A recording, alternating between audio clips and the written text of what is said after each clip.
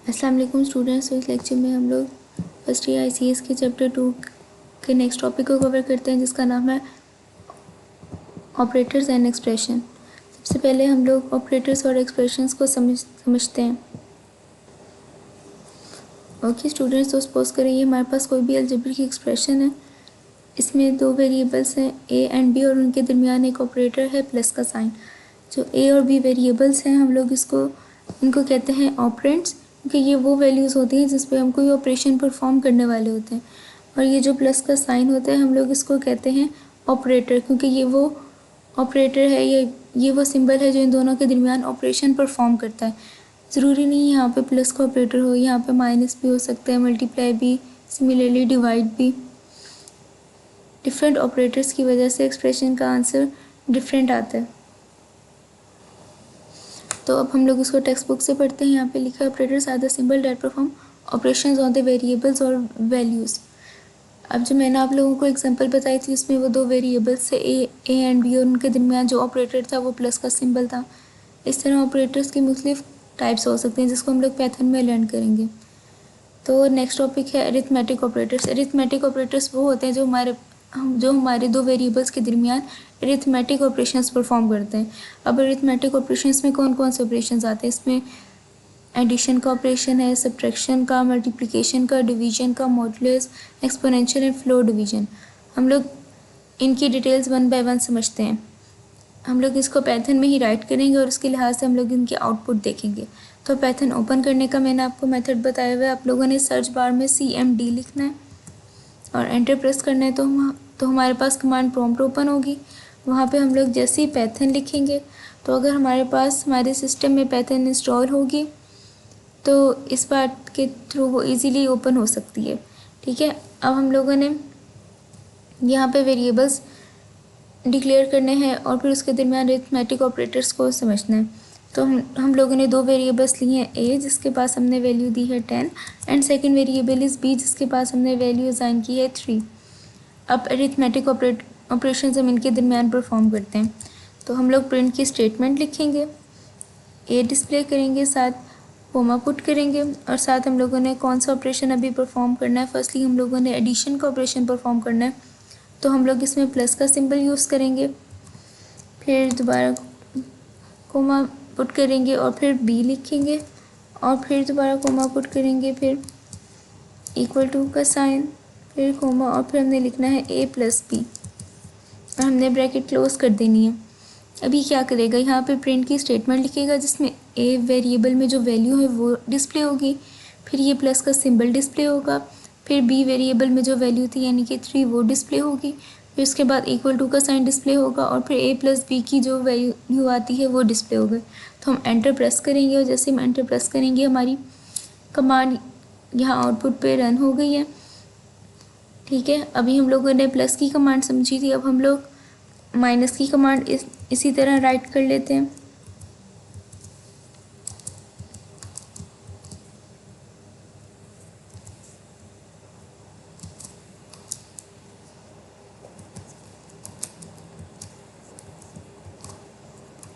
अब हम लोग यहाँ पे लिखेंगे ए माइनस बी। हम जैसे ही ब्रैकेट क्लोज करेंगे तो हमारे पास एंटर प्रेस करने के बाद हमारे पास आउटपुट डिस्प्ले हो जाएगी विच इज़ 7। हमने माइनस की कमांड भी समझ ली। अब हम लोग मल्टीप्लाई की कमांड देखते हैं, क्योंकि हमारे पास next arithmetic operator usually multiplication का ही होता है। हम लोग इसको भी प्रॉपर फॉर्मेट में लिखेंगे।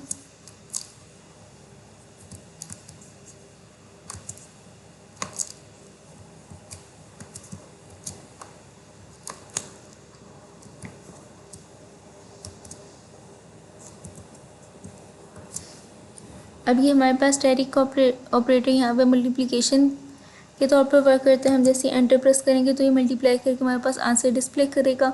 अब इसके बाद हम लोग डिवीजन ऑपरेटर को समझते हैं।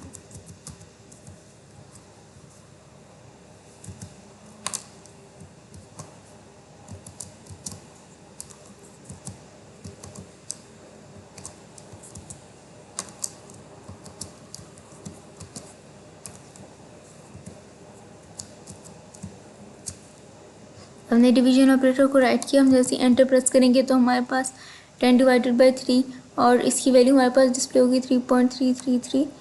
और आपने ये बात नोट की कि हमारे पास जो डिवीजन ऑपरेटर है उसका आंसर हमेशा फ्लोटिंग पॉइंट वैल्यू में आता है अगर हमारे पास प्रॉपर डिवाइड ना हो रहा हो। ठीक है, अब हम लोग नेक्स्ट मॉडुलस ऑपरेटर को समझते हैं।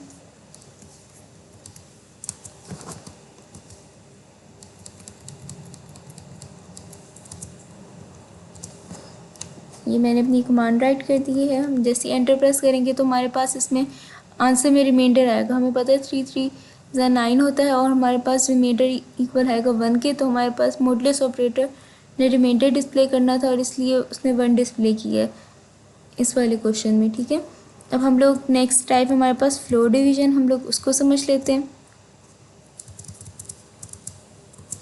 फ्लोर डिवीजन भी असल में सिंपल डिवीजन की ही टाइप है और इसमें डिवीजन के 2 बार साइंस डिस्प्ले होते हैं। इसमें बस ये फ़र्क होता है कि हमारे पास आंसर सिर्फ होल नंबर या इंटीजर में आता है, हमारे पास आंसर इसमें फ्लोटिंग पॉइंट वैल्यू में नहीं आता। जैसे यहाँ पे हमारे पास क्या आंसर था डिवीजन में 3.333। जैसे हम फ्लोर डिवीजन करेंगे तो बस हमारे पास होल नंबर डिस्प्ले हो जाएगा और वो भी नियरेस्ट होल नंबर। अगर कोई हमारे पास कोई और एक्सप्रेशन होती जिसका आंसर 3.8 आता तो उसका नियरेस्ट होल नंबर है 4, तो आंसर 4 में आ जाता। सिमिलरली अगर हमारे पास कोई ऐसी वैल्यू, अब यहाँ वाले केस में 3.3 इसके नियरेस्ट होल नंबर 3 है तो इस वाले केस में 3 डिस्प्ले हुआ है। और अगर हमारे पास कोई ऐसी वैल्यू होती जैसे कि 3.5, अब इसमें 3 भी 0.5 के फ़र्क से और 4 भी 0.5 के फ़र्क से, अगर हमारे पास कोई ऐसा केस आएगा ना तो हमारे पास स्मॉलेस्ट वैल्यू डिस्प्ले होती है, मगर मतलब कि हमारे पास इस केस में 3 डिस्प्ले होगा अगर हमारे पास आंसर 3.5 आ रहा हुआ। ठीक है,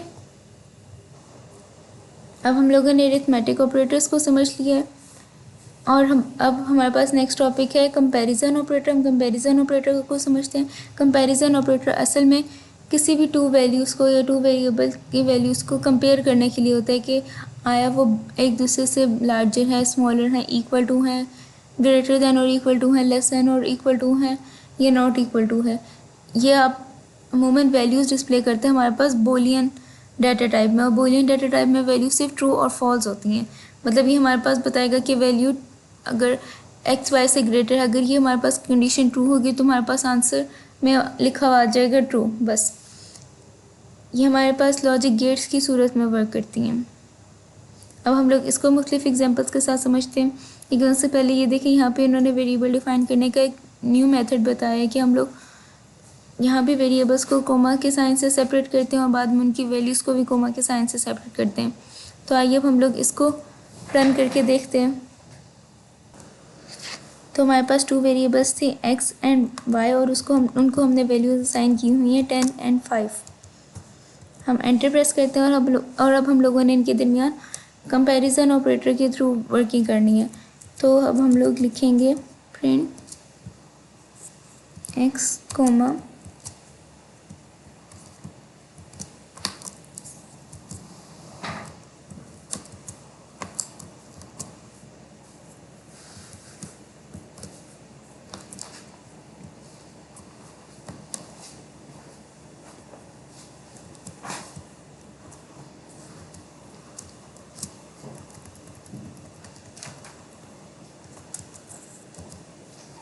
ठीक है। अब हम लोगों ने अपनी कमांड राइट कर ली है जिसमें यहाँ प्रिंट के बाद x की जगह x की वैल्यू डिस्प्ले हो जाएगी विच इज़ 10 और फिर ग्रेटर देन का साइन एस एच डिस्प्ले होगा और y की वैल्यू थी 5 वो भी एस एच डिस्प्ले होगी इक्वल टू का साइन और फिर आगे हमारे पास result of the operation show होगा। तो हम जैसे ही एंटर प्रेस करेंगे तो आया है 10 ग्रेटर देन 5 और ये आंसर ट्रू है, तो हमारे पास यहाँ पे बूलियन डाटा टाइप में इसका आंसर आया है। अब हम लोग स्मॉलर के साइन के थ्रू इसको करके देख लेते हैं।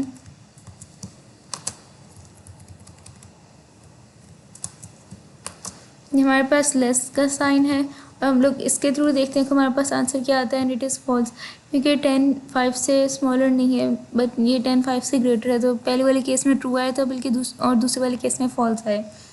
तो हम लोग डबल इक्वल टू के थ्रू देख लेते हैं।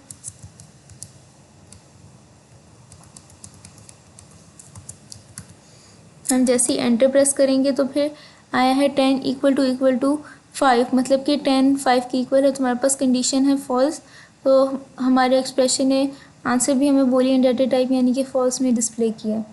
अब हम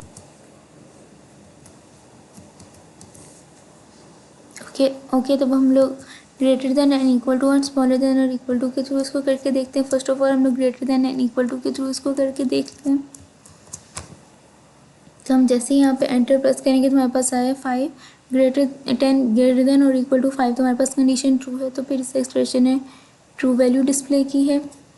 और अगर हम लोग यहाँ पे लिखें स्मॉलर देन और इक्वल टू या लेस देन और इक्वल टू, तो हमारे पास आंसर इसका फॉल्स में आएगा, क्योंकि इसका इक्वल टू भी नहीं है और ना ही इससे स्मॉलर है 10, ठीक है ना।